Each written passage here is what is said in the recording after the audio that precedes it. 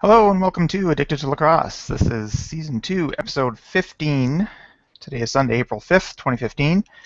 My name is Graham Perro. With me today are Melissa Daphne and Tyler Fitch. And we have a ton of stuff to talk about today. So let's get right to it. Oh, I want to say we do have our Q&A app running on Google+. If you head to our Google+ page, you can ask us questions, and we will see them during the show and answer them as soon as we can. Or you can contact us on Twitter at Lax Podcast, and we will get to your questions and comments during the show. There was one game that happened last week after we recorded, because we recorded on Sunday afternoon. Vancouver played in Colorado, and that was a bit of an interesting game because I mean, as far as we knew. Nobody knew that Dylan Ward was not going to play that game until game time. At least we didn't know. So rookie Alex Bouquet got the start, his first NLL start, and had an outstanding game. He just played great the whole game. He only allowed 6 goals. Colorado won the game. All they mentioned was that now I thought they said that Dylan Ward was under the weather, which I assumed he had, some sort of stomach disorder or a flu or a cold or something. But he was sick enough that he didn't play that game, and then he didn't play this past weekend either. So it may be more than just sickness. Maybe he's actually injured. But yeah, I don't really know any details about what's up with Dylan Ward. One of the most interesting things about this game was Bouquet after the game. Of course, he was the first star of the game because he played great. They went to interview him, and the interviewer said, "So, your first start, you only allowed 6 goals. What do you think?" And he kind of said, "I think I did all right."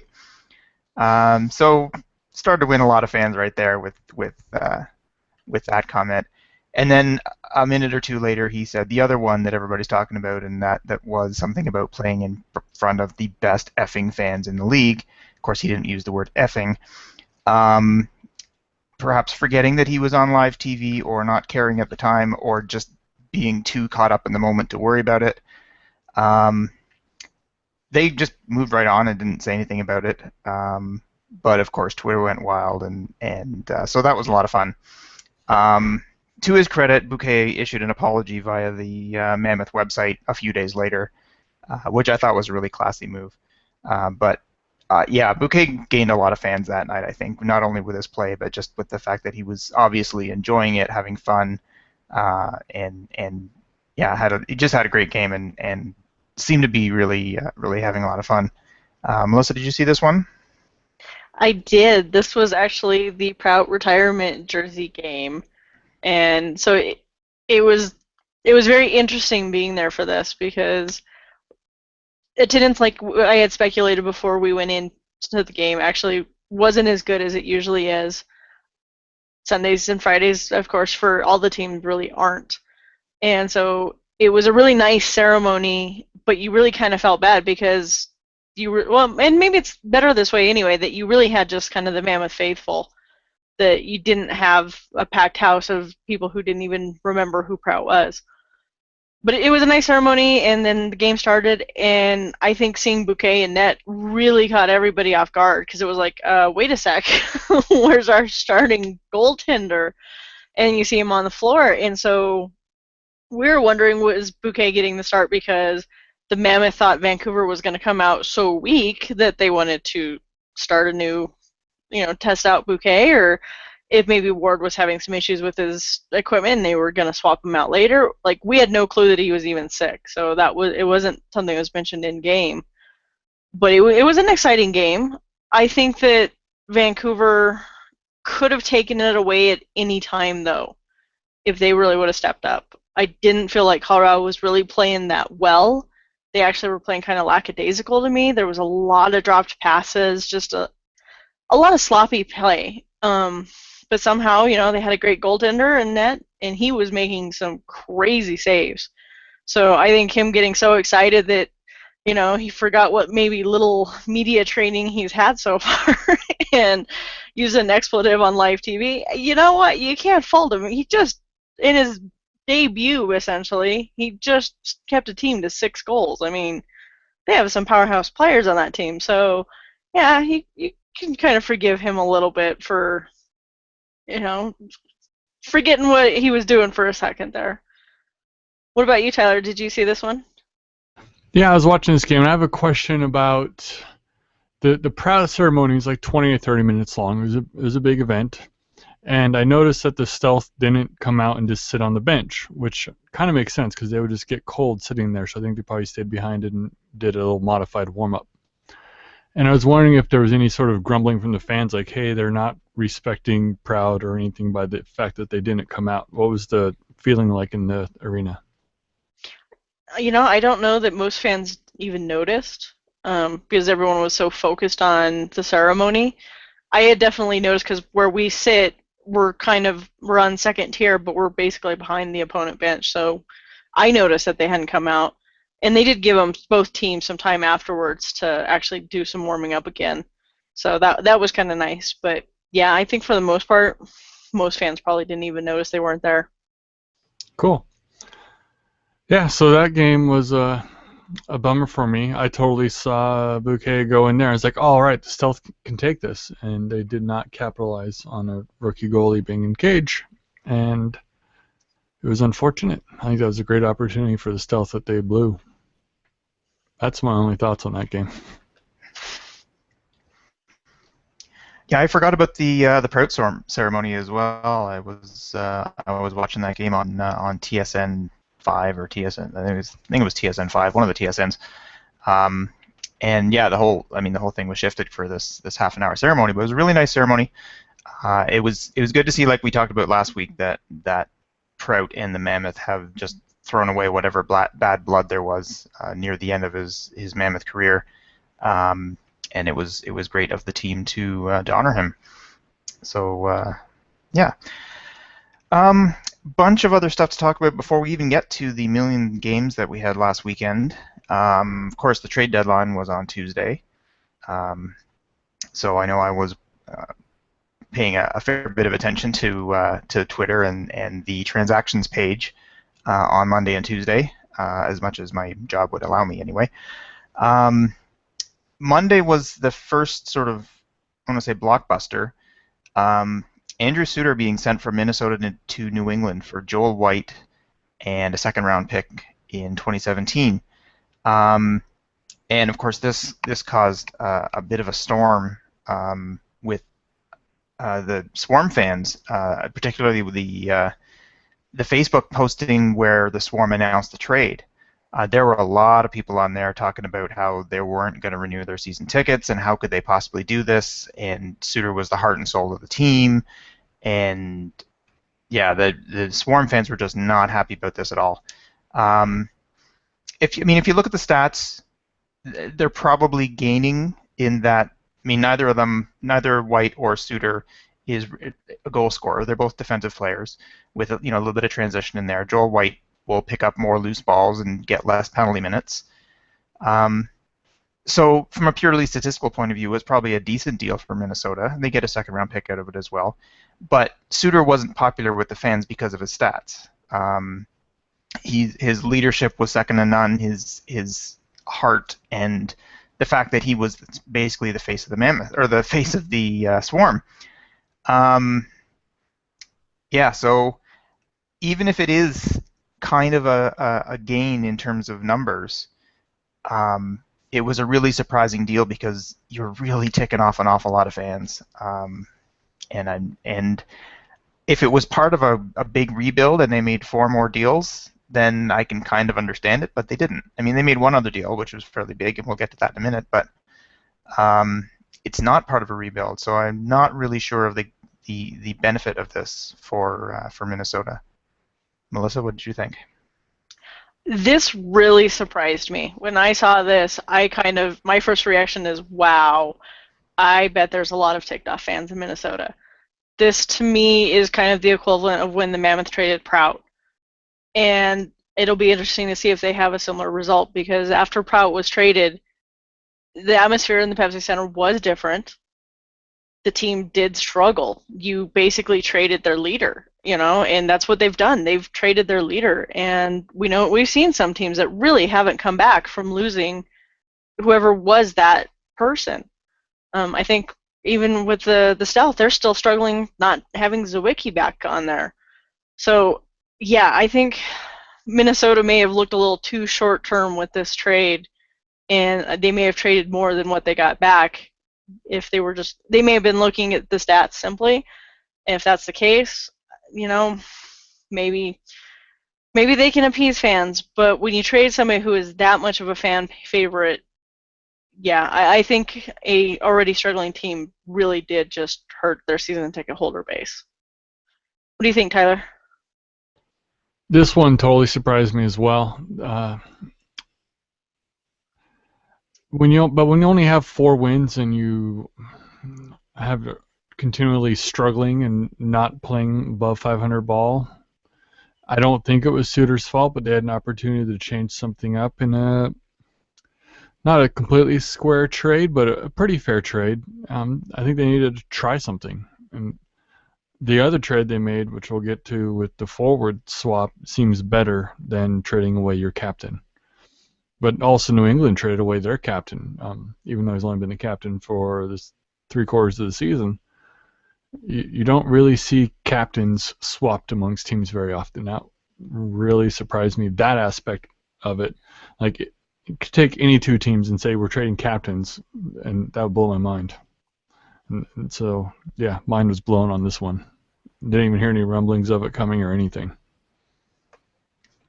No, I saw an interview with, or I read an interview with Suitor afterwards, and he said himself, yeah, he was pretty surprised to hear about it. But that's what happens in pro sports, I guess. Yeah, if somebody like Suitor and somebody like Billings can get traded, then pretty much anybody can. Next move was totally, well, I want to say totally expected, pretty much expected. Toronto matched Rochester's offer. Rochester had made Garrett Billings was a restricted free agent, and Rochester had signed him to an offer sheet. On the weekend, I believe on last Saturday, we talked about it on the show. And we decided that Toronto's only option really was to match the offer and then either keep him or trade him. But just to let him go for nothing just made no sense at all. So as expected, Toronto matched the offer. And then they moved him. So we'll get to that. I guess we'll deal with the trades in order for some reason, but that's just kind of the way I set it up. The first big trade of Tuesday was Logan Schuss being sent from Minnesota to Vancouver for Johnny Powless. This wasn't a huge shock, particularly the Powless part of it, because he just hadn't really been working out great in Vancouver. He'd been all right. He'd set a personal best in assists for a season, so he's up in the 35 or something, 32 assists. But he only had 7 goals in 11 games. And I read an article from a Victoria or a Vancouver newspaper saying that he had as many 0-goal games in Vancouver out of those 11 as he did in 3 full seasons in Rochester. So something just wasn't working in Vancouver. Apparently the travel was much more difficult than he was expecting. I'm not sure why. It's not like he didn't know where Vancouver was before this whole thing happened, but maybe he thought, 3-hour flight, I can do a 3-hour flight. But once you tack on all the other stuff at both ends, it ends up being 6 hours of traveling, perhaps, I don't know. But it was more difficult than he thought it was going to be, so apparently he asked to be traded, or at least asked him to look into it. So they did. He is now in Minnesota. I think that may work out better for him. I guess he asked to be traded from Rochester because he didn't want to be sort of the third guy, or I think he was actually the fourth guy.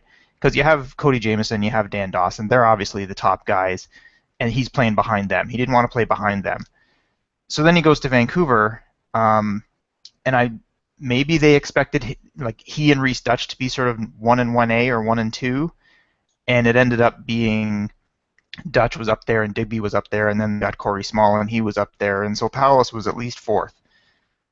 So it's probably the same situation he was in Rochester plus the traveling, so it's even worse. So I think it may work out a little better with him in Minnesota in that he's not playing with guys like Jamieson or Dutch who are like the elite players in the league. Not that Callum Crawford isn't up there, but he's a little below those guys. But I think it'll be more. This is what I said in my my article describing the trade. That rather than playing behind those guys, I think he'll be playing alongside those guys more so than in Vancouver or Rochester. So with Crawford and Shane Jackson and Miles Thompson with Johnny Powless there, I think the four of them maybe will work better as a group than maybe in Vancouver. And judging by the games on the weekend, looks like Logan Schuss is going to fit in Vancouver quite nicely, which is where he's from. So that I think that it looks like this trade will kind of work out for both of them. Tyler, did you hear anything more about Palace? Yeah, I definitely felt Palace would be moving as the season progressed, which was a bummer. He was such a high-profile trade, but now that has become the Joel McCready trade. And the difference between the two is McCready goes out and is making his opportunities, and Palace wasn't. Palace was taking what was given to him, and you can't be an offensive leader taking what they're giving to you. The start of the season was rough. Lewis Ratcliffe was often sitting there holding the ball, so Palace couldn't get the touches he needed. But as soon as Lewis was out, Palace should have exploded on the scene, and he did not. So to get somebody the caliber of Logan Schuss, former Rookie of the Year, and a local player, it was a great move by the Stealth. I think Palace can still thrive in Minnesota. He's still young. He's still a big body, and you can play the game. But the system in Vancouver wasn't working for him, and that's a factor in finding out how good a player is going to be. Not the trade I thought the Stealth were going to make, but one that I was pretty happy with.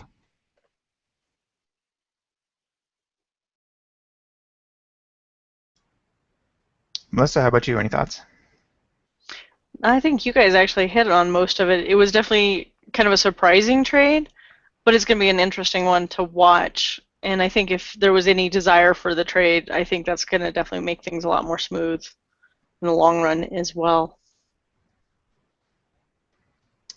Okay, a couple more smaller trades in that they weren't the big names that we've already seen, and then the Billings one we'll get to at the end.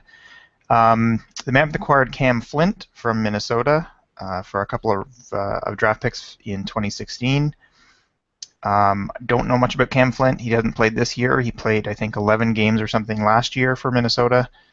I imagine, given the fact that he's only played 11 games in this league and Mammoth were willing to give up 2 draft picks for him, they must think pretty highly of him.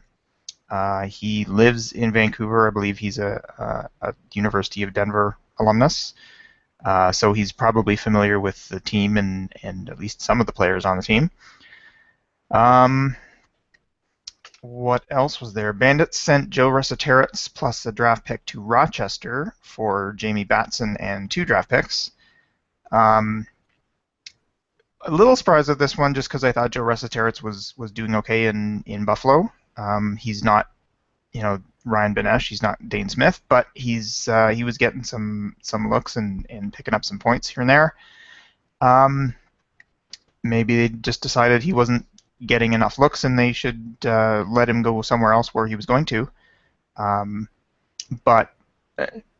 So now when I wrote my article about the trades, I thought if you've got guys like Jameson and Dawson and Vitarelli and Keogh and all these guys, where the heck is Resetaritz going to play?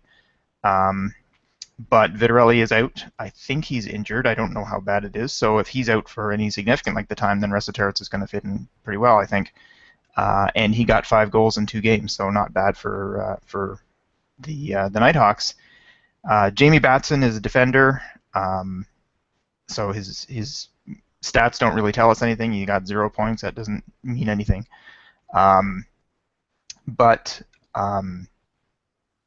John Lovell apparently made a comment during the media call last week saying that the Bandits kind of stole him and that he was looking at him, but the Bandits offered more to the Nighthawks than the Rock did, so he ended up going there. So Yeah, not much more to say about that one.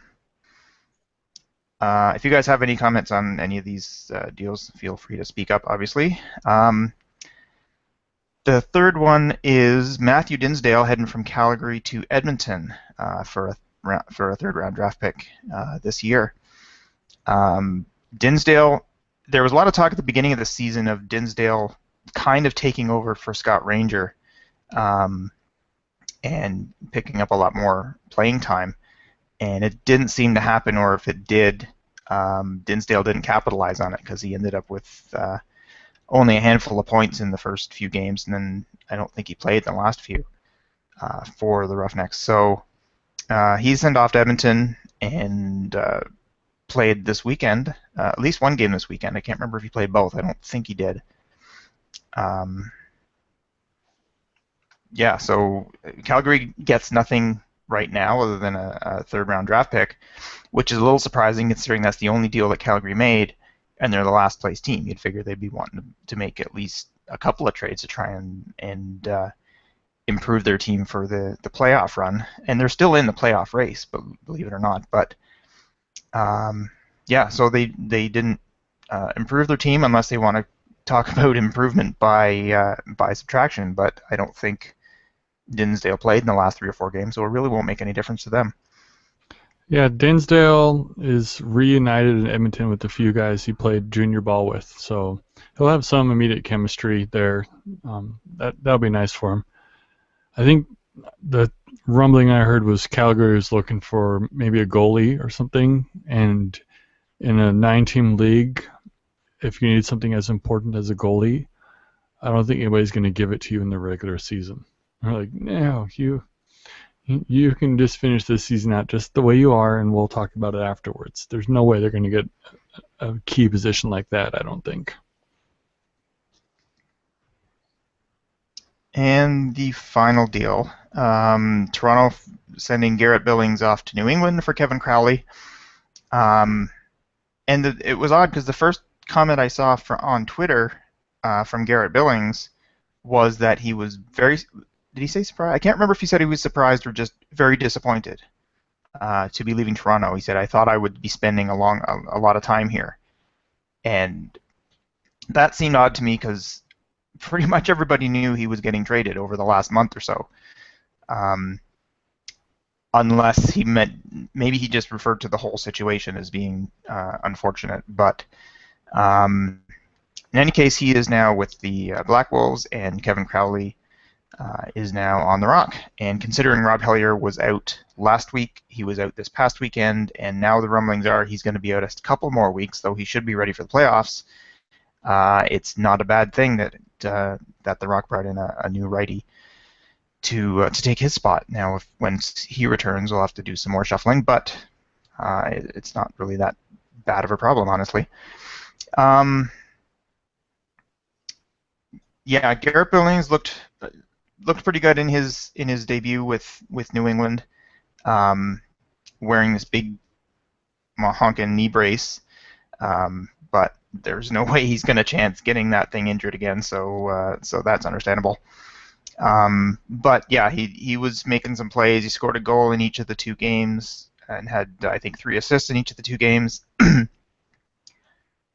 looked like classic Billings out there, just setting stuff up, making some nice passes, making behind the back passes. I think he passes behind the back more than he passes forwards, but they're always spot on. So that looked pretty good. Kevin Crowley, I thought, looked pretty good in the Rock game on Friday.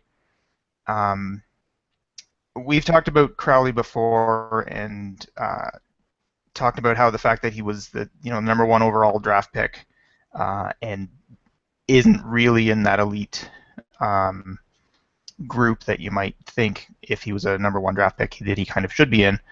But now that he's on my team, I take that all back. He's an awesome player. I thought he played pretty well.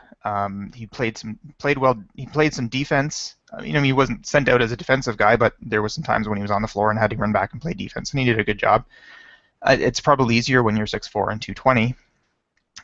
He probably has an easier time doing that than, say, Josh Sanderson. But he had a goal and a couple of assists, and looks like he was fitting in pretty well, setting some nice picks too, which I guess is also easier when you're 220 pounds. So yeah, he seemed to fit in pretty well there. And I had forgotten that he had played with Kevin Ross when he was with Philadelphia, as well as Brandon Miller and some other guys. So that ended up being an interesting deal. I originally thought that Rock weren't getting enough for somebody of the caliber of Garrett Billings, but they really didn't have a lot of a choice. It didn't sound like they were going to ever play Billings again, so they had to get something. And B, we still didn't really know whether Billings was going to be the player that he was before. So getting a player of Crowley's caliber is certainly better than nothing, and I think it'll work out pretty well for both teams. And New England now has a marquee player, like probably the best player in the league over the last 3 years. So that's probably good for New England for bringing in fans and such. What did you guys think, Melissa? Yeah, I don't have much to add, unfortunately. Tyler?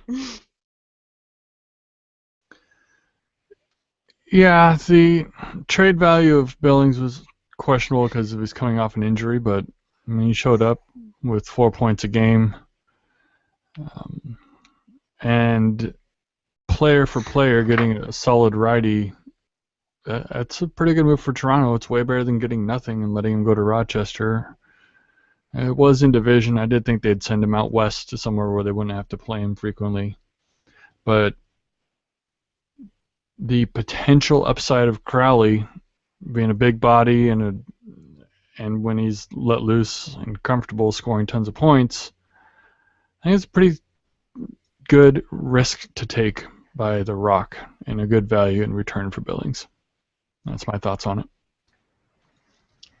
One of the things that I kind of hinted at in the article that I wrote was that Crowley was kind of expected to be the guy in Philadelphia. He was expected to be the offensive leader, whether or not he's actually the leader on the floor, but he's expected to be the top guy in points. And he kind of was. He was either first or second in points for the 3 years he was in Philadelphia and this year in New England. But he's not expected to be that in Toronto. He doesn't have to be the top guy. As long as he's in the top 4 or 5, given that they've got Hellier and Hickey and Sanderson and these guys are having great seasons, going forward, hopefully they'll have Colin Doyle back next year as well. But if Crowley doesn't end up first or second on the team in points, but he's up in the 60, 70 point range, that's a win. That's certainly all he needs to be. And so he may feel less pressure that way, and it may even spur him on to play even better. So, okay. So the one thing that I wanted to ask Tyler about was the injury to Tyler Richards. And do you know anything about it? I just read about it, or heard about it, I guess, on Friday night. They said that he was out and that Eric Penny would be playing, and then Penny played again Saturday. Because Richards was added to the IR, but they didn't say anything about it. Do you know? Yeah, I haven't heard a word about it. He wasn't even dressed for the games. They had the third string goalie moved up, and in classic NLL move, if you go to the transactions page, there's no reference to it at all. And I don't have any other information that I've heard around. I should have asked. I could have dug that up today, but I was very surprised to see him not even dressed and then no roster move that I could give me a key to what was happening. So Richards is out, Dylan Ward is out, and we've heard nothing about the return dates for either of those guys. I imagine the Mammoth are slightly less worried about Ward being out, seeing as Bouquet has played so well in his 3 games. He's now 2-1 with a goals against of about 6.5. Eric Penny, on the other hand, I didn't think played badly, considering he was facing the Edmonton Rush, but he now has the highest goals against in the league at about 16 and change. As I mentioned before, and this is something that Teddy Jenner just tweeted a few minutes before the show, actually, that Rob Hellier is expected to be out for a couple more weeks, but should be available by the playoffs. So that's not great news for the Rock. as well as for the stealth, Tyler Garrison is still a couple of weeks away from returning as well. So some fairly significant injuries around the league. Okay, so we got 8 games to talk about.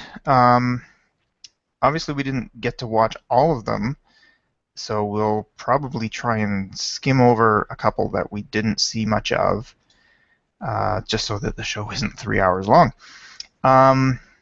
First, Friday night, Rochester 11, Toronto 7. I was at this game. Rochester scored a bunch in the first 10 minutes or so. I think it was about 5-0 at one point. They pulled Brandon Miller, who just wasn't seeing the ball at all, and put in Nick Rose. Nick had a really good game.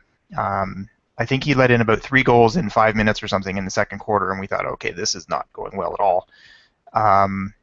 But then I think he let in 3 goals for the rest of the game. So he had a great game.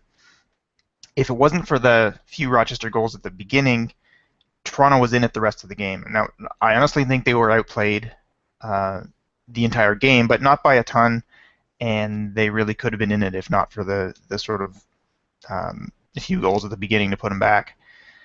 But the Toronto offense wasn't really clicking all that well. I don't know if that was because of the addition of Kevin Crowley and that kind of messed him up a little bit, but it just didn't seem to be going very well until about the third or fourth quarter. But the Rochester defense and Matt Vince were just outstanding in the second half. And even though the Rock offense did start to really click and do a lot better, they just couldn't get the shots. They couldn't get the looks, honestly. And so I thought Vince had a great game, only allowing 7 goals. Turns out that was just practice for Saturday night, but we'll get to that. Yeah, did you guys see this one at all, Tyler? No, I was traveling home Friday, so I didn't get to see these ones, or especially that stealth game. There were some doozy games, but I missed them. Melissa, how about you? I did not see this one. This one was only available on NL Live, so I wasn't able to access it. But I am shocked with just the offensive talent on both these teams that the second half they had a total of 6 goals scored between both teams. I'm I'm just really amazed by that. I can't imagine that it was such a defensive half on the second half.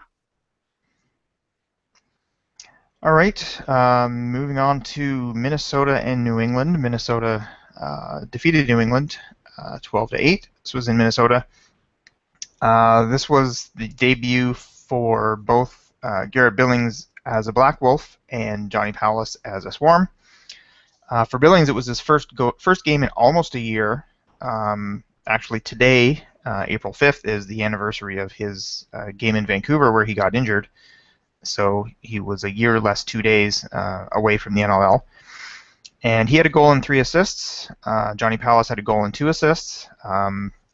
Looks like none of the 3 of us actually saw this game, so that's really all we can say about this.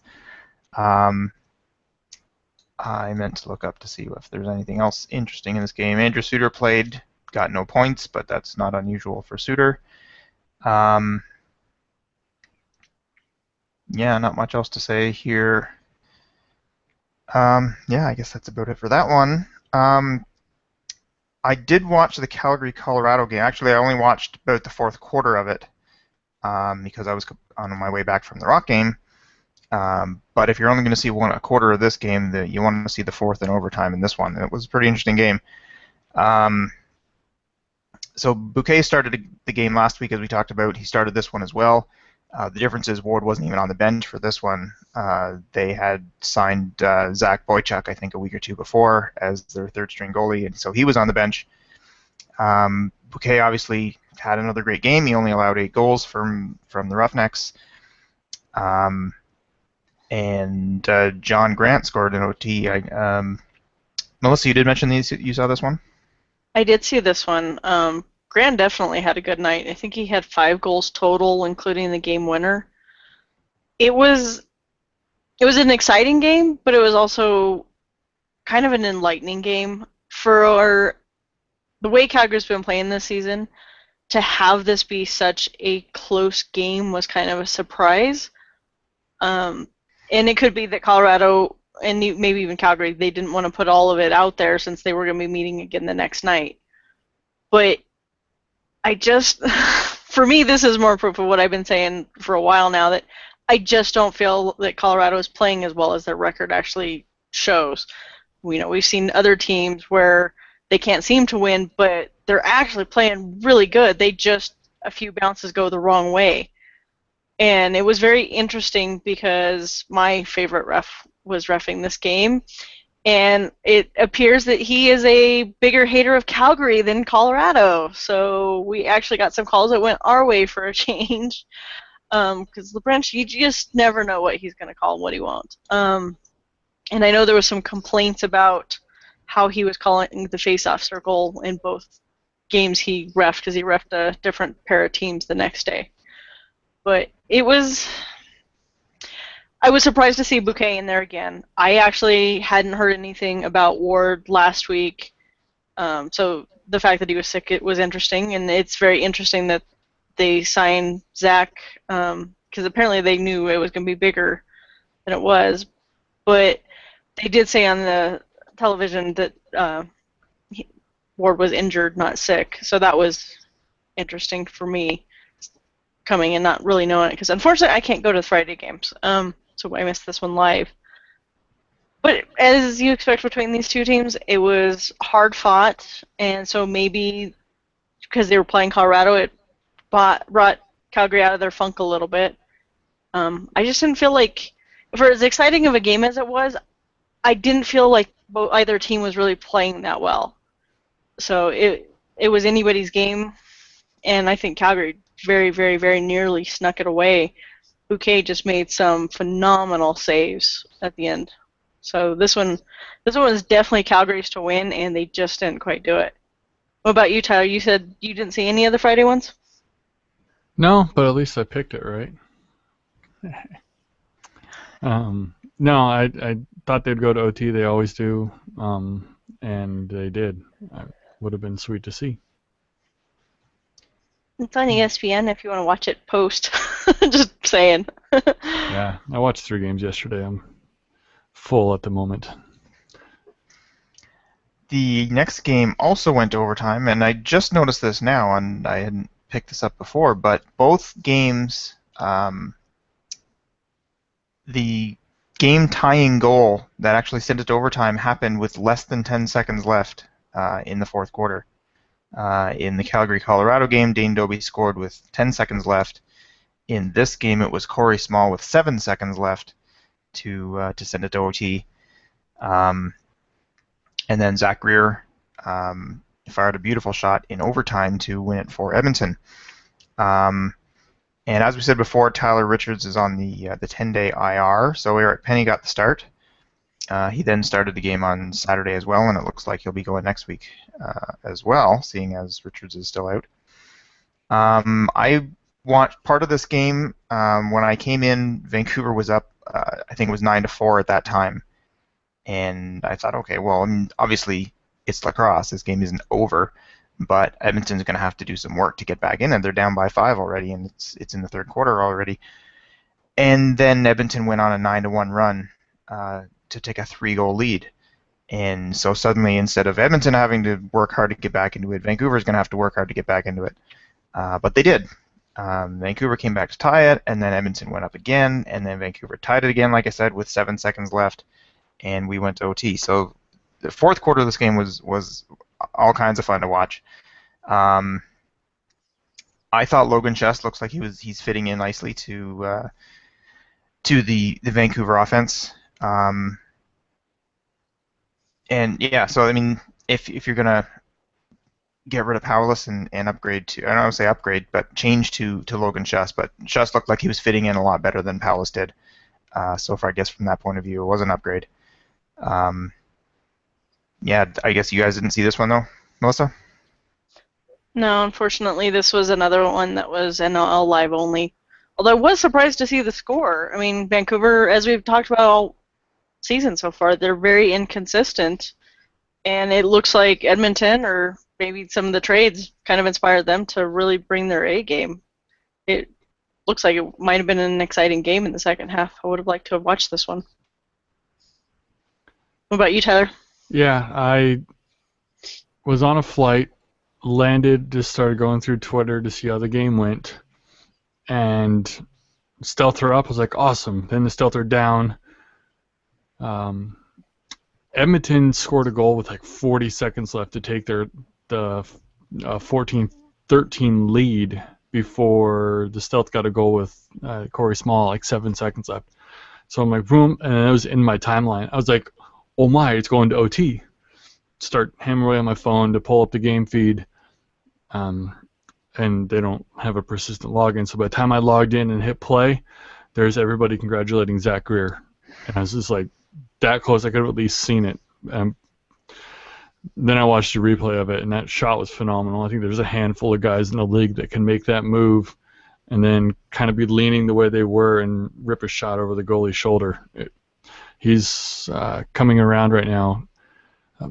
So Zachary grew up in Canada playing box, like most of these guys do, but he went to play college ball in America, and he stopped playing box and kind of regressed quite a bit. And he didn't come back into the league immediately, or if he did, he didn't come storming back in the league.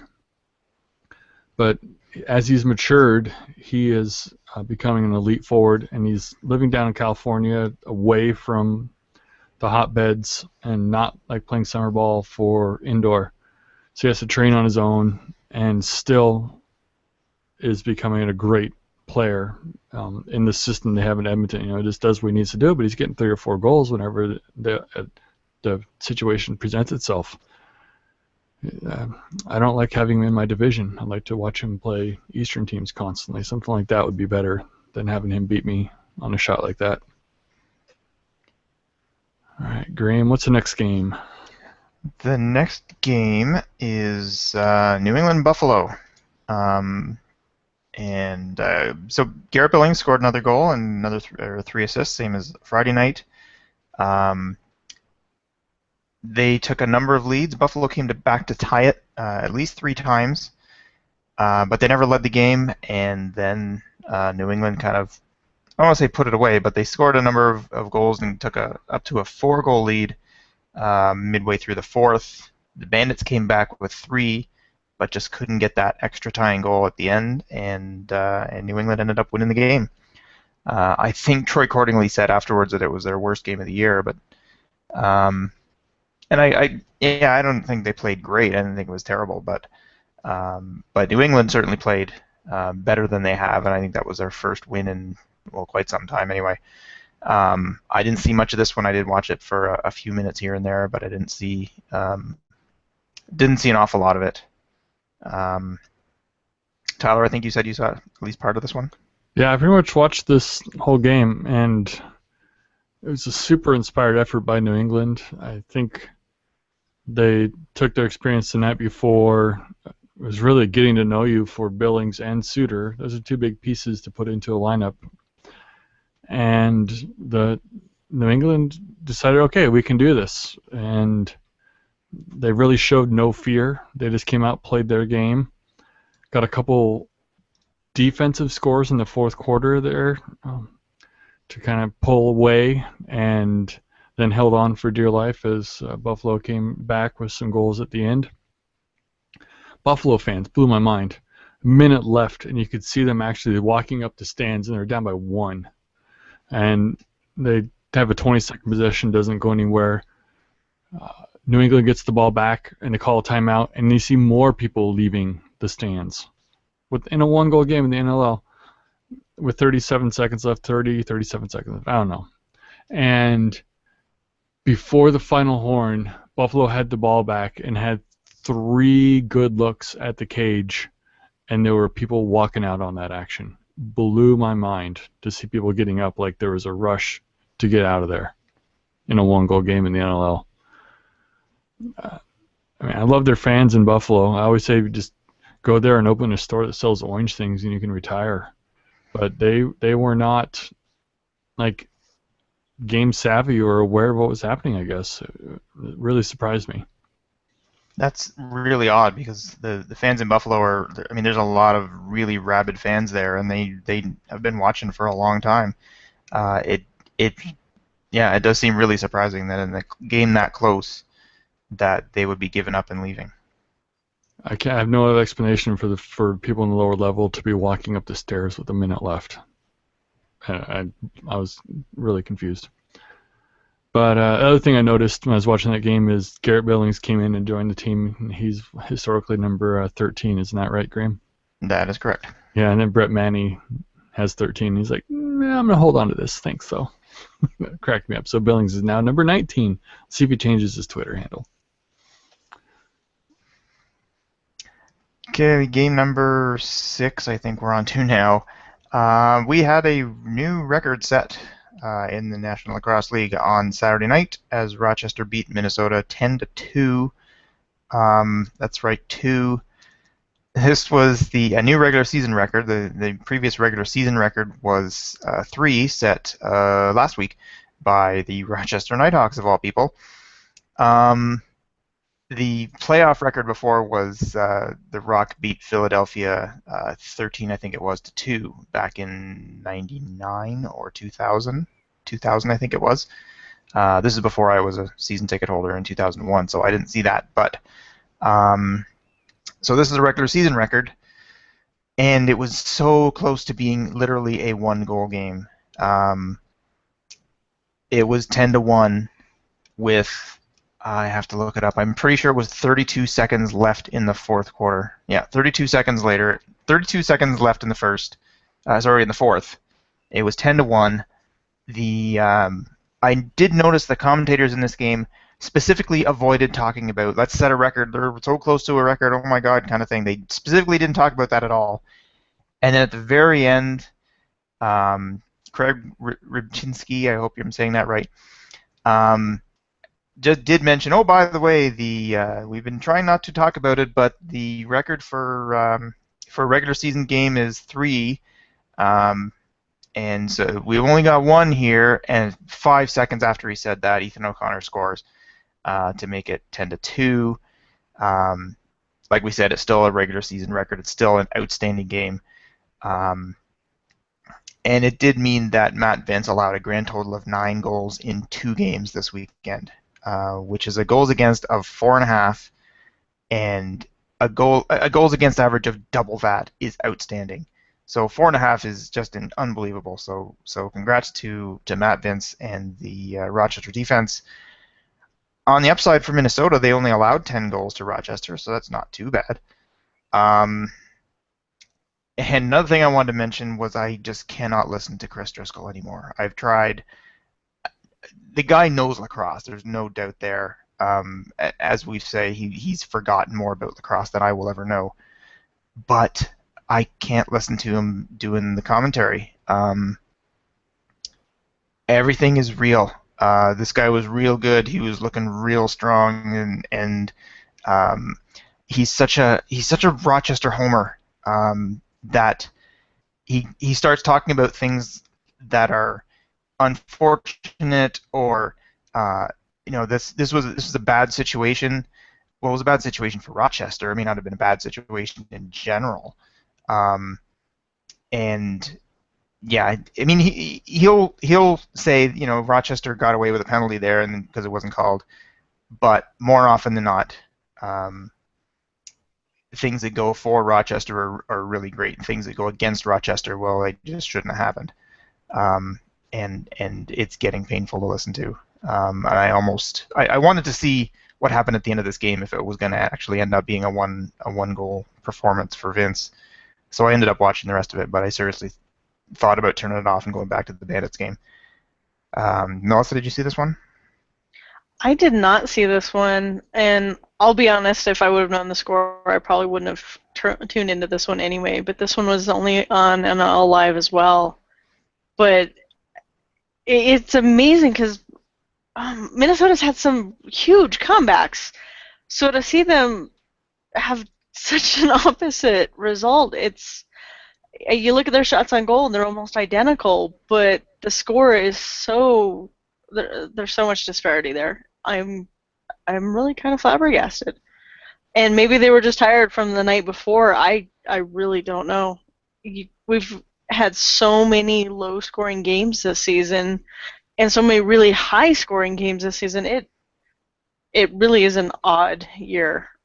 But yeah, I think this is Minnesota season's just kind of being written off, I think, as we speak. What about you, Tyler? Did you see this one? No, it was the same exact time as the Buffalo New England game. I thought about putting on the second display, but I didn't want to get up off the couch. So I just watched the game I was with, and I was happy. So I don't think I would have even been able to notice it or cared once the halftime score got down to like 5-1 or something. I would have just focused even more on the game I was watching in Buffalo. So yeah, 2 goals. Just I kind of want to watch to see if it was all Matt Vince in the defense, because it seems like they didn't even take that many shots and they were shutting them down, or if it was Minnesota just dropping passes constantly or something like that, to see exactly how this happened. But I'm not going to. I'll just read the write-ups. All right. Next game, Calgary over Colorado. This was in Calgary. As good a game as John Grant had on Friday night, he had an equally lousy game on Saturday. He had 1 goal and no assists on 5 shots. And for John Grant to only take 5 shots, I don't know if they were triple or quadruple teaming him, or if he just couldn't see the net, or what was going on. I think he tweeted later on that it was a horrible game for him. Sean Evans, on the other hand, had 12 points. I meant to look up what that was. 3 goals and 9 assists. Sean Evans is now on pace for, in a 16-game season, which we had for 10 or 12 years there, 120 points, which is 4 over the record. In an 18-game season, which we're in now, he's on pace for 135 points, which is just unbelievable, particularly when you look at a team that's, what are they now, 3-10? 4-10.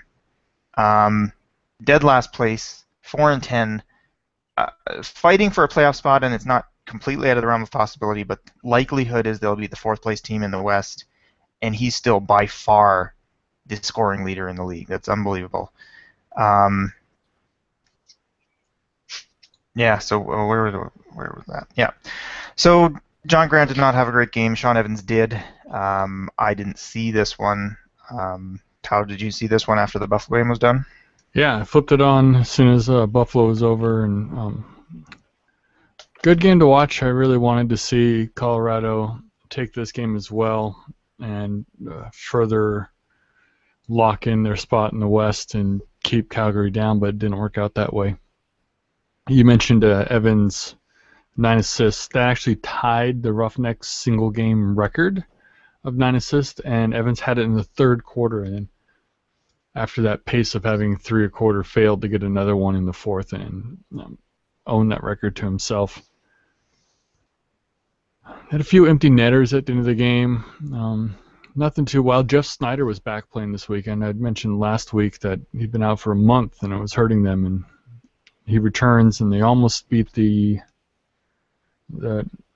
Mammoth on Friday night, and did beat them pretty handily on Saturday.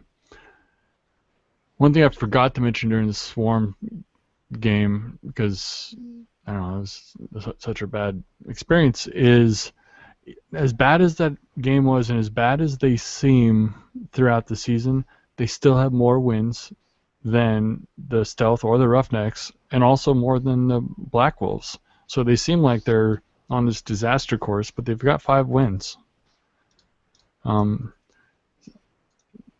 Sorry, it's unrelated to this game, but it was just, as I'm thinking about the records of the 2 teams in the West, that they're still behind the worst teams in the East. I don't know. Good crowd in Calgary, and I don't know. They're still the best, worst team in the league that I've ever seen, week in and week out. That's my thoughts there. Any thoughts from you, Melissa? Not too much. This is one I wasn't able to watch, unfortunately, since it was on Now Live. The result didn't wholly surprise me.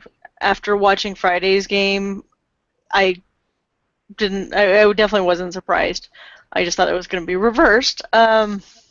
And I think it was mentioned that Sean Evans is actually only a few points or a few goals away from beating one of John Grant Jr.'s records.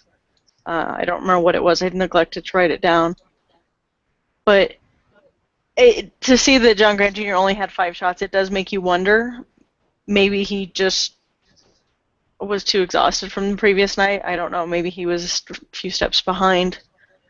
I'm really, after watching the next game that we're getting ready to talk about with Edmonton, I'm really starting to think that Colorado's conditioning is not what it used to be. I think they used to push themselves harder, and I know, speaking with one of the players several years back now, might even have been when I interviewed John Gallant, but that the players really are responsible for their own conditioning. They're kind of given a plan, and they're encouraged, okay, this is what you want to do, and it just seems like the players just aren't as strong in that area with some of the teams, and I think it's most evident when you watch, say, Edmonton or Toronto. In fourth quarter, it seems like they're playing just as strong as first quarter, and the other teams just kind of are trailing off. So I think Calgary might have better conditioning in this instance, and like I said earlier, that sometimes a record isn't indicative of a team. That goes both ways, and Calgary has definitely struggled, but it seems like the pieces are falling into place a little better, so they might surprise us in the playoffs and go on that last-minute run. All right, one more game to talk about. Edmonton over Vancouver. I guess Edmonton swept the series from the Stealth, but this one they won a lot more handily than Friday night's. I did watch this one, or at least I had it on, but I wasn't paying an awful lot of attention to most of it, so I don't have an awful lot to say other than kind of went back and forth over the first quarter and a half or so, and then Edmonton kind of ran away with it after that. This is similar to another game we talked about where Vancouver got beat, and they got beat pretty handily, but you never really felt that they were totally out of the game, and it wasn't a complete slaughter. Vancouver seemed to have this ability to stop the runs, and we've seen Edmonton go on 8, 9, 11 goal runs this season, as well as last season, but they didn't manage to do that in this game. They had a run of 4 once, and they had a bunch of 2s, and I mean they did end up winning by 7 goals, but whenever it looked like Edmonton was going to really get some momentum and just take off, Vancouver would come back and score a goal, and Schuss had a few, or a couple anyway. Corey Small had 3. Reese Duck was held scoreless until the third quarter, which has probably never happened before. Yeah, so didn't have much more to say on this one. Like I said, I wasn't really paying a lot of attention to it. Tyler, I imagine you were? Yeah. Stopped watching that Roughneck game because my Stealth game was coming on, and I don't know, after the Friday night game, I really thought that they could take this game away. They had to kind of adjust to Schuss joining the team, and that was a very good start to him joining the team on Friday night. And so they could be like, all right, now we're back home. We learned from the night before, make some tweaks, but they didn't. If you take out that 9-4 lead from the game Friday night, like some of the two games was probably like 30-12 or something. They Rush just started slow and then dominated it. And thinking back to the conditioning aspect you mentioned, Melissa, the Rush are a fit team, all of them, and nobody else can run with them. And on a back-to-back night, they look really strong. You did not see them taper off. And next weekend, Roughnecks and Rush are doing home and home again, and so the Rush are going to have 4 games in like 8 days span. We might finally see them test their fitness, but they are a good-looking team. Yeah, Dutchie was definitely slowed. He had extra tape on his knees that they were talking about beyond what he usually wears, a little wrap around one of his upper upper lower legs, just below the knee. He wears a wrap. And so yeah, he was fighting through something. Uh, Again, no Tyler Richards to kind of anchor the team. But it's just a good rush team. They did what they wanted to do throughout the game. There was one interesting little scrap of a fight between Nick Billich and Chris O'Doherty. Off a face-off, Jeremy Thompson had pulled the ball clean, and O'Doherty was running in and just put his shoulder into Thompson's chest and leveled him. Totally clean hit. Nothing was called. But then Nick Billich runs in and starts a fight with OD, kind of to defend Thompson and, I don't know, whatever other honor or pride was involved. And they both get a 5-minute major just because OD kind of had to stand up and say, "You're going to fight me. I'm going to stand up for myself." But there was no instigator call or anything. In my opinion, or my memory says, like a year or two ago, the NL rechanged the rules where if you start a fight, there was extra consequences. And they both served 5 minutes. So OD lays a guy out with a clean hit. He gets jumped by the other team, and it was a 5-on-5 play, and there was no penalty for the rush for doing that. That was frustrating. And the game was early enough in the third quarter that the Stealth could have maybe stayed in the game if they had been given a power play advantage. But I just don't know how those rules are doled out or enforced anymore. I really thought they tried to stop fighting by making it a problem. Yeah, it was LeBranch. God, LeBranch! He had some calls again against Roy Smith like he did 2 weeks ago where you're just... Teddy Jenner's like, that was a clean cross-check off the ball, and LeBranch sends Roy Smith to the box. So it was a bummer to see the Stealth get run over at home. Thought the crowd would be a little better. Edmonton also has several BC players, but they don't seem to draw as well as when Mammoth or Roughnecks are around. Stealth are 3-4 at home now, I think. So not like they're losing constantly at home, just half the time, but that still wears the fans down. You gotta get reason for people to show up. And that effort was not one of those reasons that we saw last night. Any thoughts from you, Melissa? Yeah, this was an interesting game. As we kind of already mentioned, Edmonton's conditioning really shined in the fourth quarter. Like, they almost seemed to be playing stronger and faster and better in the fourth quarter than they were the rest of the game. Like, they just hit the gas pedal. There definitely was one of these goals that should have been called back. Edmonton did have too many men on the floor, and it was not called. And there was, as you said, there was a few calls that seemed they were called incorrectly or not called or things like that, but it's my favorite ref, so hey, we can't expect anything less. It's not a Mammoth thing, it's definitely a ref thing.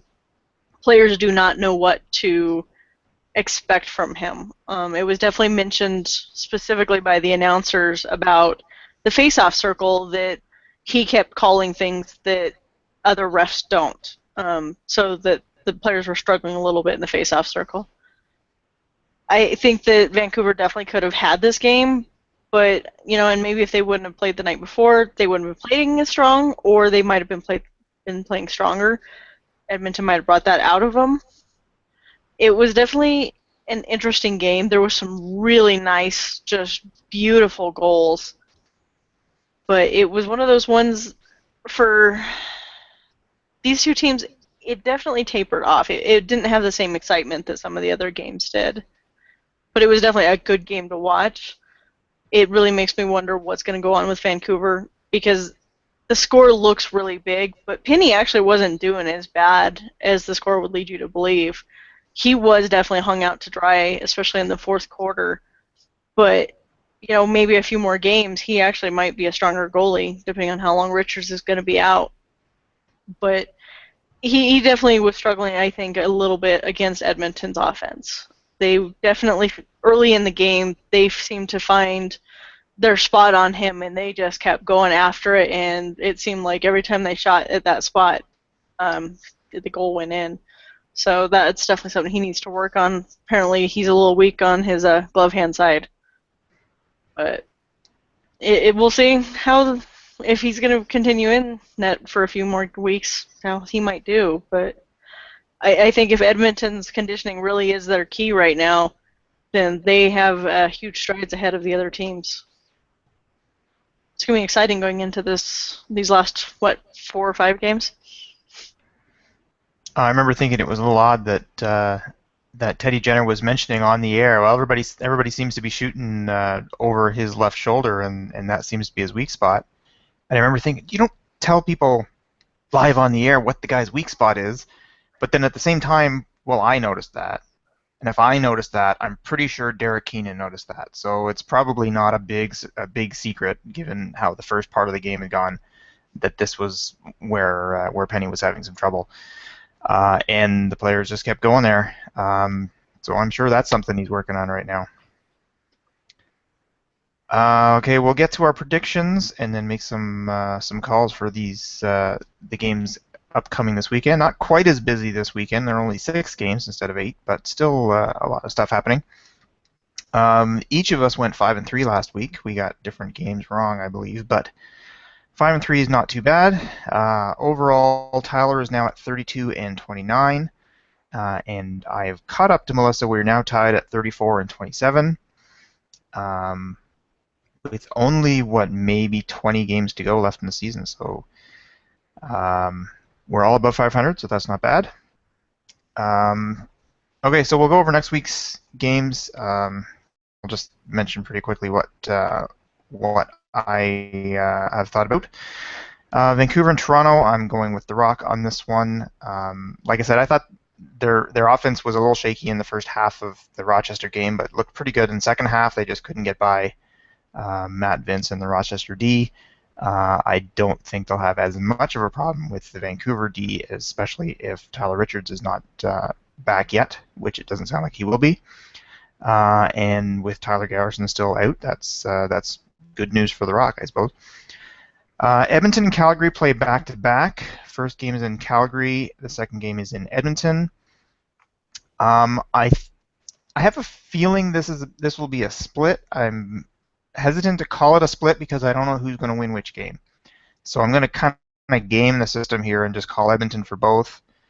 And I think it's unlikely that Calgary will win both. But this way, if I get a split, I'm 1-1. Whereas if I get a split and I call the split and I call them backwards, I get 0-2. So I'm going to kind of game it and say Edmonton will win both. Because I honestly think Edmonton winning both is a little more likely than Calgary winning both. But it would not surprise me to see a split here. Colorado, Rochester. If we get the Rochester that scored 3 goals last week, I would say Colorado. But if we get the Rochester that we saw this past weekend, which I think is more likely, then I'm going to call for the Nighthawks. Buffalo, Minnesota. Minnesota has looked good in some games and looked terrible in others. Buffalo has looked pretty good in most of their games.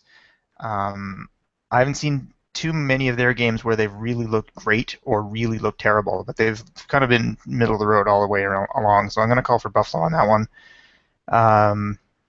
And then the last one is Vancouver at New England. And I haven't called for a New England win in quite some time because they haven't really won in quite some time other than this past weekend. But I'm going to go for New England on this one. Garrett Billings I think will fit in pretty well there. He'll kind of take control, assuming that his knee is okay and it looked good this past weekend. So I think Billings is going to take control there, and I don't know if New England will win out the rest of the season or anything, but I think they will take out the Stealth. Tyler, you can go next. All right, let's see. Vancouver at Toronto. I can't see them being the Stealth, keeping up with the Toronto team, especially without knowing if Tyler Richards is going to be in there. He's too key to getting their wins when he's in there. Though he's looking all right and came close against Edmonton. Toronto's a great team, and it'll be a long travel trip for the Stealth, and that'll weigh on them. I have Edmonton winning both games. Calgary definitely gets up for the Battle of Alberta, but everybody gets up to play Calgary, and they just had to do this last weekend with a home and home against a tough rival. And the fitness of Edmonton can make all the difference here, and they can win both games. Colorado at Rochester. I'm picking Colorado. I still love what I see with Jeremy Noble on the team. Rochester's D last weekend was phenomenal. I mean, 9 goals in 2 games, but they also have the 2 weeks ago the 3-0 game, so they're inconsistent. Colorado's been playing a little bit better over the last month, so I'm going to give them a chance to go into Rochester and win that game. Then we have Buffalo at Minnesota.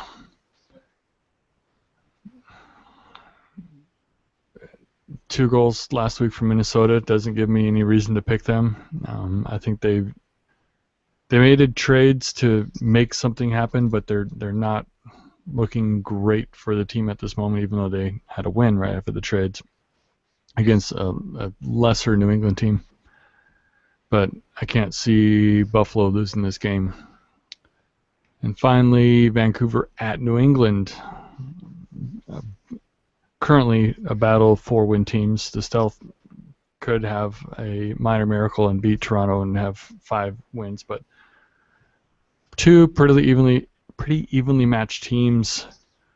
But I think the Stealth have to be looking at the schedule and thinking that's a game we can, should, and have to win, especially if Edmonton is going to take care of Calgary twice over the weekend and open the door for the Stealth to get that win to put them a game ahead in the standings. The Stealth have to get a win. That's their motivation, and they can do it against New England in my mind. How's your picks, Melissa? It was actually interesting for me to take another look at these because I actually put in all but one of my picks last week before any of the games or any of the trades actually occurred because I was pretty confident in them. And there's a couple now that I'm kind of second guessing, but they're pretty similar to what you guys have as well. Vancouver and Toronto, I think Toronto is just the stronger team with or without Richards. I just think that one's Toronto's game to lose. Edmonton and Calgary, the back-to-back is tough. We know that these are very intense games, and often Calgary actually does have Edmonton's number, but this is just a different Edmonton team, and they're playing so strong right now, and with their conditioning, that I think they're just the stronger of the two teams. So while I won't be surprised if Calgary does take one of the two, I also won't be surprised if Edmonton sweeps them, and that might actually be the first time they've ever done that. Colorado and Rochester was the one blank that I had. I just this was almost a coin flip for me. Colorado seems to struggle against Matt Vince. Rochester has just had their number the past few years, so going into Rochester, I do think they're just a little bit stronger. But at the same time, Rochester has been playing so inconsistent that it could easily be Colorado's game too. So I waffled back and forth on this one for quite a while, and I think I'm going to go with Rochester just because traditionally Colorado has struggled against Vince just a little bit. But I am not going to be surprised whichever team wins that one because you just don't know which teams are going to show up. Buffalo and Minnesota, even before I knew they had traded Suitor away, I had picked Buffalo. And so I think for me that kind of says it all, that I think Minnesota just weakened their team, not strengthened it. Calgary and Edmonton, again, I'm picking Edmonton. Vancouver at New England is one that I waffled back and forth on. I originally picked Vancouver, and then seeing some of the trades that were made and how New England played this weekend made me kind of think maybe I might want to pick New England. But I think Vancouver, having played the night before, might actually help them in this instance, since New England is trying to get those new cogs actually kind of worked in and get that team chemistry going again. Vancouver might just take this one, but this was another one that I really could have gone either way and kind of flipped a coin. All right, so it should be an interesting weekend. Hopefully we'll get to watch a number of these games. I have not checked what the broadcast schedule is like to see if they're on ESPN or Universal or NLL Live or any of the other 700 different places you can watch these games, if you are lucky enough to find them. Anyway, that'll do it for this week. One of our longer episodes, but we had a whole ton to talk about, so hopefully it was entertaining. AddictedToLacrosse.com is where you can find all our shows. This one will be up there in an hour or so, and all of our previous episodes are up there as well. You can give us feedback at addictedtolacrosse.com, facebook.com/laxpodcast, and we're up there as well, and Twitter, laxpodcast. Send us your comments and your questions. So that's it. This has been another episode of Addicted to Lacrosse. For Tyler and Melissa, I'm Graham. Thanks for watching, and we will see you next week.